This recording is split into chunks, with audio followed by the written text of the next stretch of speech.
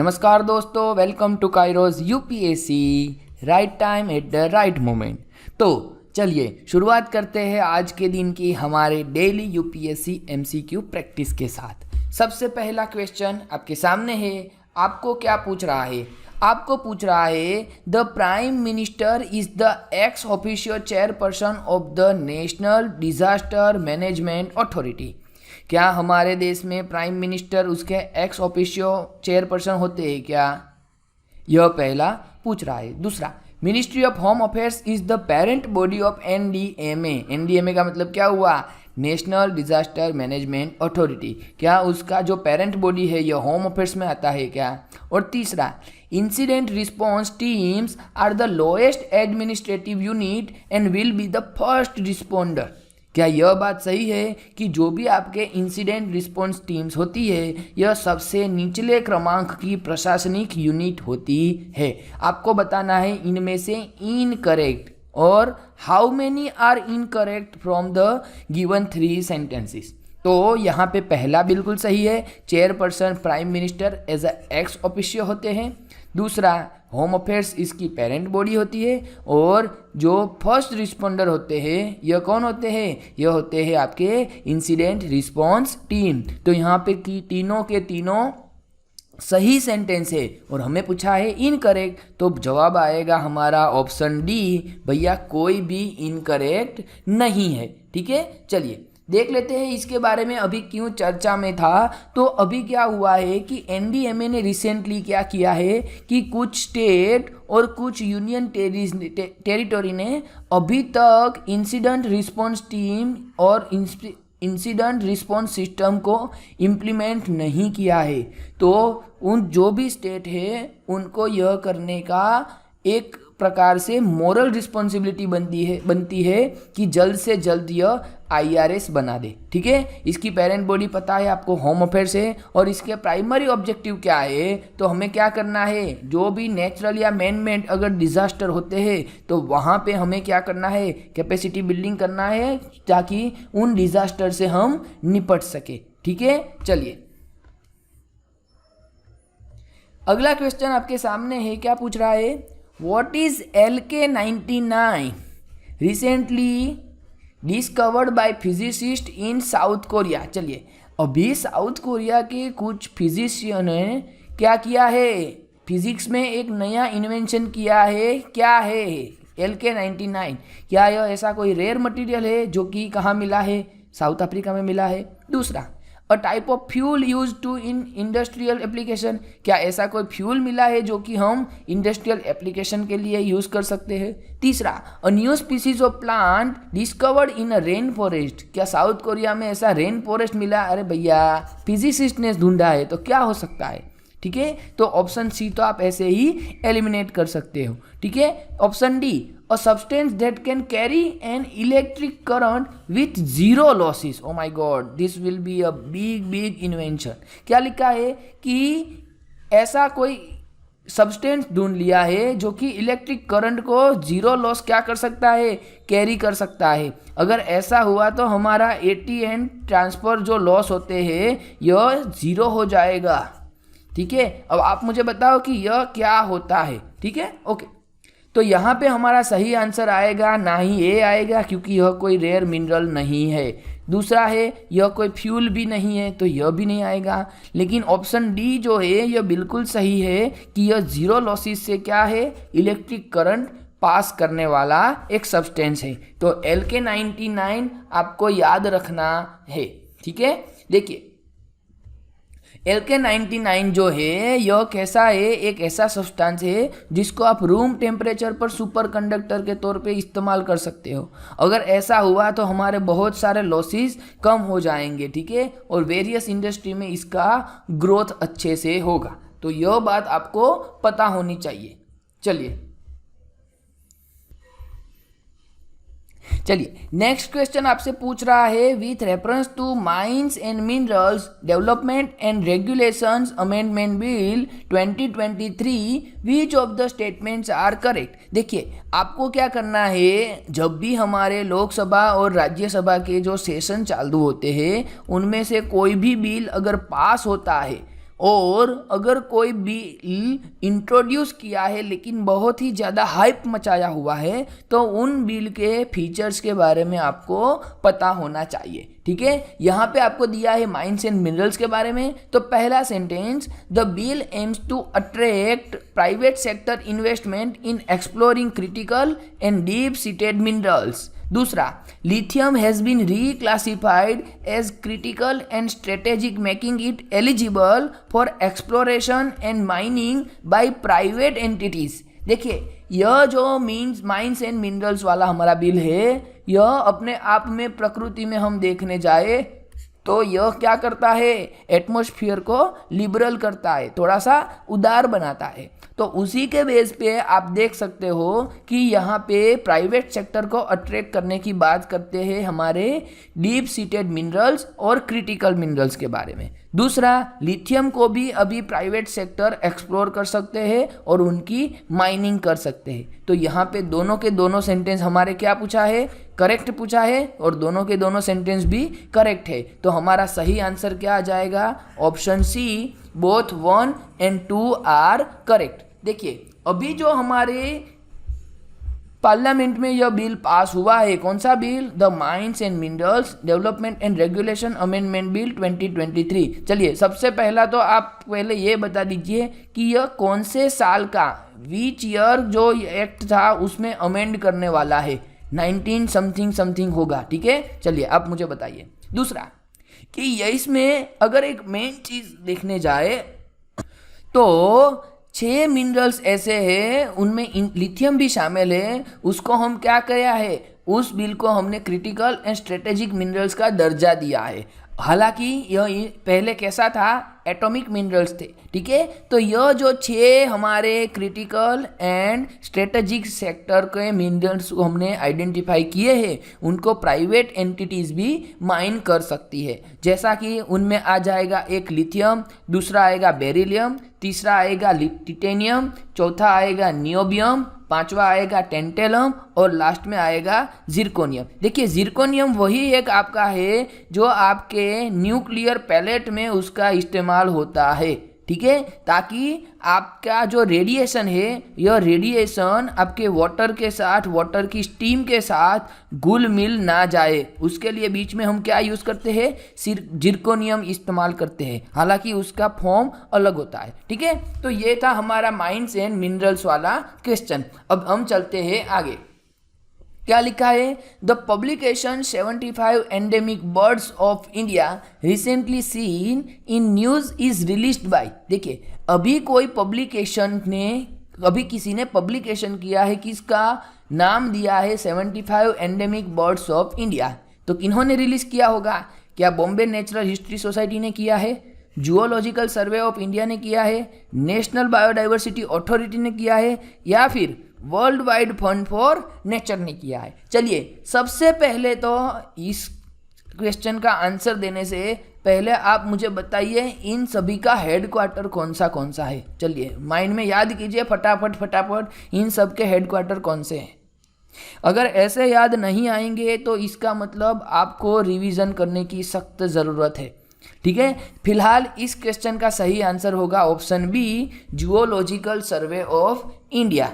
ठीक है, देखिए क्या हुआ है अभी, तो जियोलॉजिकल सर्वे ऑफ इंडिया जो है, यानी कि हमारा ZSI है, उन्होंने 75 एंडेमिक बर्ड्स ऑफ इंडिया करके एक पब्लिक किया हुआ है। ठीक है, इसका एस्टेब्लिशमेंट कब हुआ था, ZSI का 1960 में हुआ था। उनके दो प्राइमरी उनके ऑब्जेक्टिव्स में हम प्राइमरी और सेकेंडरी ऐसे आइडेंटिफाई कर सकते हैं। ठीक है, यह क्या क्या है, यह दोनों को आप वीडियो को पॉज करें, पढ़ ले, उसके बाद आगे का वीडियो चालू करके रखें। ठीक है, तब तक के लिए चलते हैं हम हमारे अगले क्वेश्चन की ओर।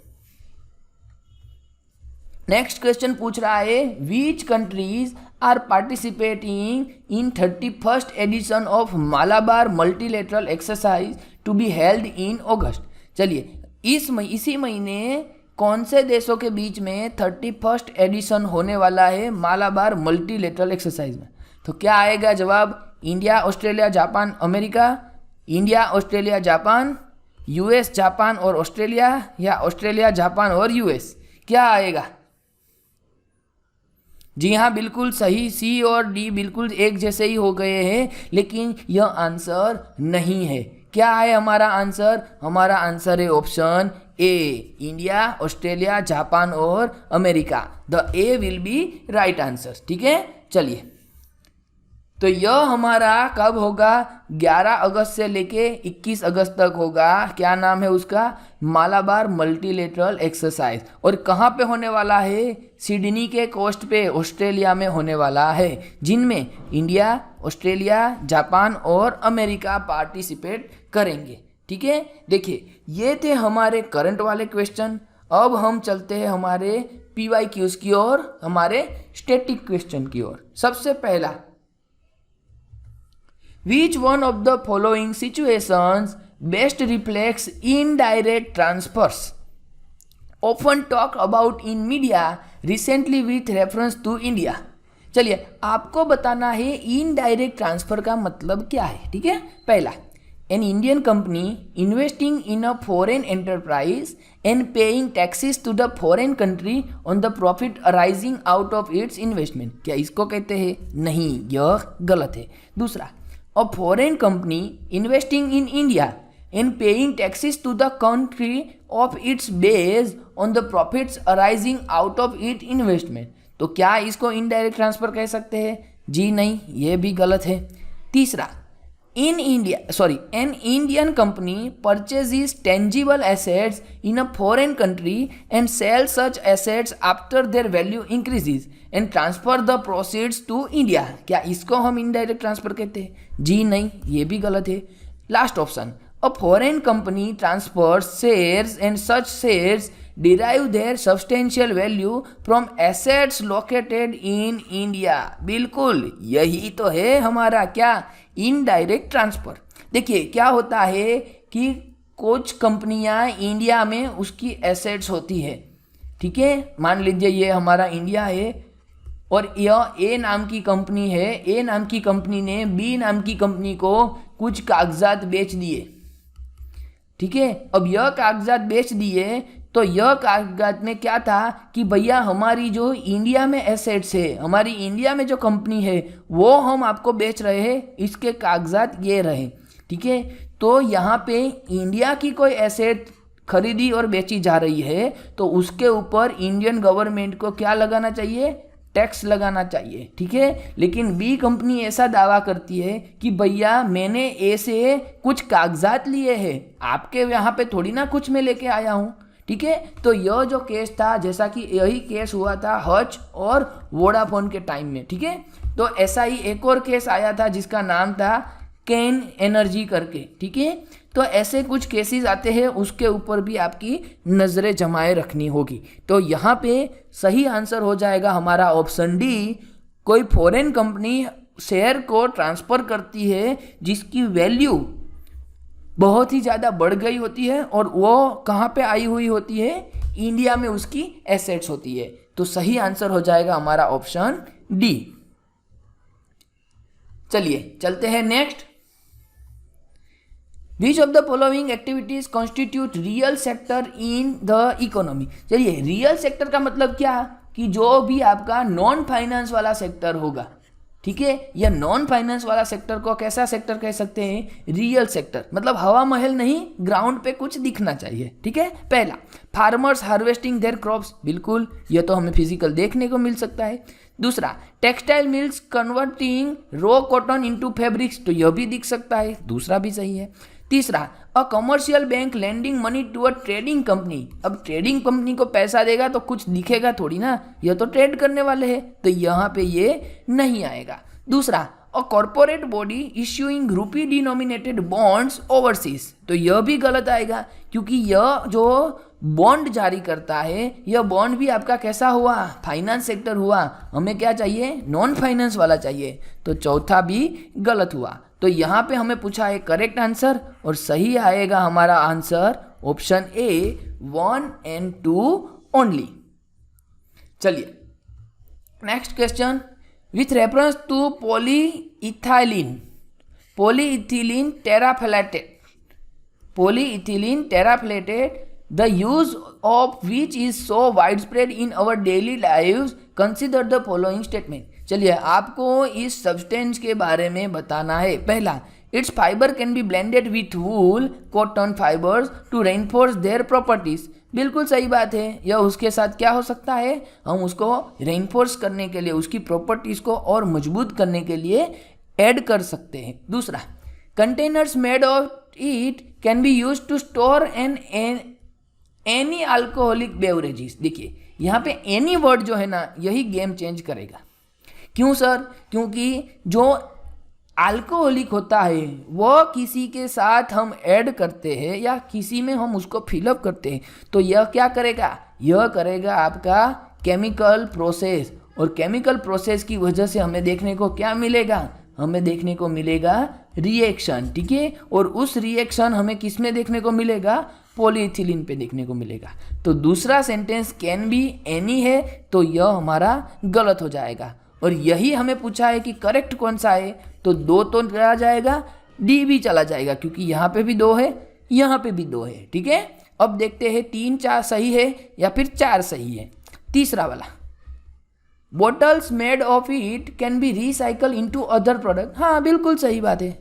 आप इसकी पॉलीइथाइलिन टेराप्लेट की जो बॉटल्स होती है उसको क्या कर सकते हो, रिसाइकल कर सकते हो. तो सही आंसर आ जाएगा हमारा ऑप्शन ए 1 और 3. फिर भी हम चौथा जो सेंटेंस है उसको देख लेते हैं. Articles made of it can be easily dispose. अरे भैया क्या है इस दुनिया में जिसको हम इजीली डिस्पोज कर सकते हैं, of by incineration without causing green house gas emissions. देखिए अगर आप यहाँ पे एक बार गलती करते हो तो दूसरी बार तो नहीं करोगे ना. वो बोल रहा है कि आप किसी चीज़ को इजीली डिस्पोज कर रहे हो, और वो भी कैसी है, पॉलीइथिलीन वाली चीज़ है, तो पहला ही यहाँ पे गलत कर देंगे आप. लेकिन तभी भी अगर आपके दिमाग में डाउट आ रहा है तो दूसरा सेंटेंस क्या बोल रहे हैं कि वो भी आप without causing green house gas emission, तो यहाँ पे आप उसको भी गलत कर सकते हो. ठीक है, तो चौथा हमारा गलत है, ए इज द राइट आंसर. चलिए चलते हैं आगे. अकॉर्डिंग टू कौटिल्य अर्थशास्त्र, देखिए क्या है, हमारे कौटिल्य के अर्थशास्त्र के बारे में पूछा है. A person could be a slave as a result of judicial punishment. क्या उनके अर्थशास्त्र में ऐसा कहा था? जी हाँ, उस टाइम पे उस सोसाइटी के जो भी पीरियड्स थे उस टाइम पे ऐसा उन्होंने कहा था. दूसरा, if a female slave bore her master a sun she was legally free. हाँ बिल्कुल, क्योंकि कोई महिला और अपने मालिक के बीच में कोई संबंध है तो उसका मास्टर उसके लड़के को अगर जन्म दिलवाता है तो she will be legally free, उसमें उसी की गलती नहीं होती है. तो 2 is the right answer. Last one, if a son born to a female slave was fathered by her master, the son was entitled to legal status of the master's son. बोलिए आज के समय में क्या चलता है मार्केट में, क्या उसको लीगल हेयर का दर्जा दिया जाता है? बिल्कुल दिया जाता है. आपको एक नाम बताता हूं, एनडी तिवारी. कभी नाम सुना है क्या आपने? एनडी तिवारी. यह एनडी तिवारी कांग्रेस के एमपी थे. उनको 92 एज में पता चला कि उनका एक ऐसे ही एक क्या है, उनका एक सन है, समझे, और वो सन ने पॉलिटिक्स में एंट्री भी लिया है.